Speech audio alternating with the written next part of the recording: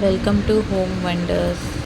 ఎంతో హెల్దీ అయిన veg curry చేసుకోబోతున్నాం. హెల్దీ అండ్ టేస్టీగా ఉంటుంది. అమ్మో, వెజిటేబుల్సా? మా పిల్లలు అస్సలు తినరు. చారు పప్పు ఉంటేనే తింటారు అని మమ్మీస్ అందరికీ నేను చెప్పేది ఒక్కటి.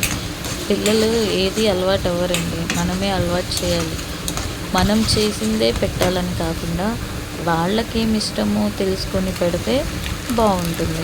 మనం చేసిందే తినండి తినండి అని అనకుండా మీకేం కావాలి, మీకు ఎలా నచ్చుతుంది అని వీడియోస్ చూపించి, పిల్లలకి మంచిగా ఫుడ్ వీడియోస్ చూపించి ఏది తింటారో ప్రేమగా మాట్లాడి కనుక్కోండి.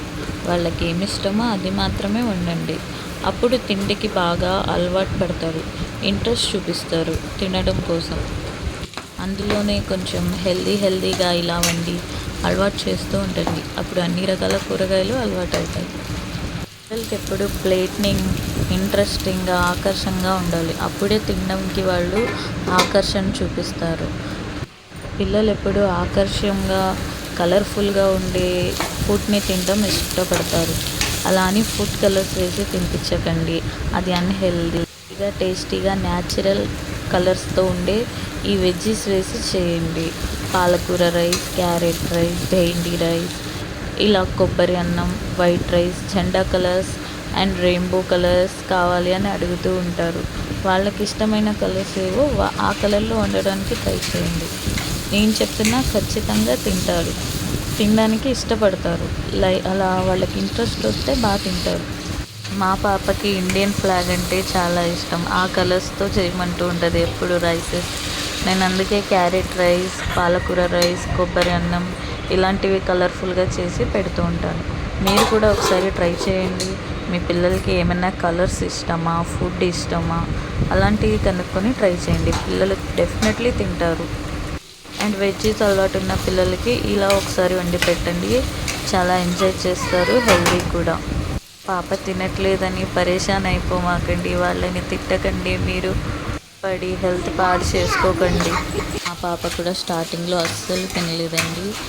సేపు కూర్చొని బతిమలాడి తినిపించాలంటే నాకు చిరాకు వేసేది.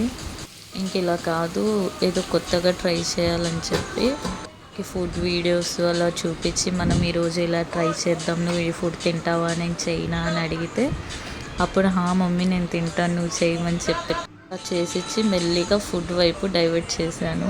ఇప్పుడు ఏ కర్రీ అయినా తినేస్తుందండి.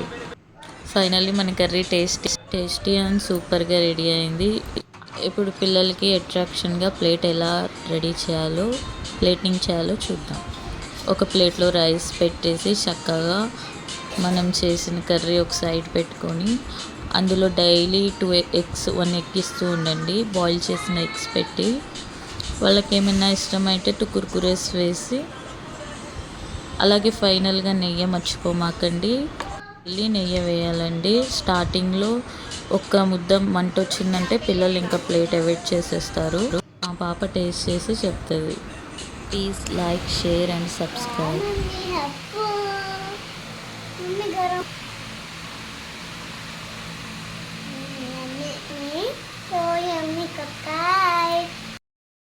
Naushin, how is it? It's yummy. Thanks for watching.